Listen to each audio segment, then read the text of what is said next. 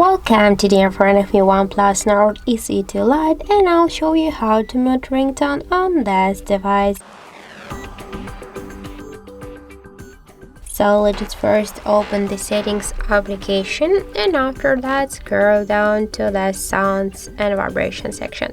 Here you'll see the ringtone volume panel. Now just to mute your device ringtone, you should swipe this blue dot to the left side with your finger, and that's it. Also, we have the second way how we can do that. Just first, let's activate the ringtone volume. Go to the advanced settings, and here in volume button function, we should, if you have selected the media volume, we should switch it here to the ringtone volume. So now just by use up or down volume panel, we will just control the ringtone volume, and now just by press down volume button we can also mute our device ringtone. And the third way, the same, so simple, just press up or down volume button, that doesn't matter, and then just swipe to the down this volume panel, this dot with your finger, and that's it.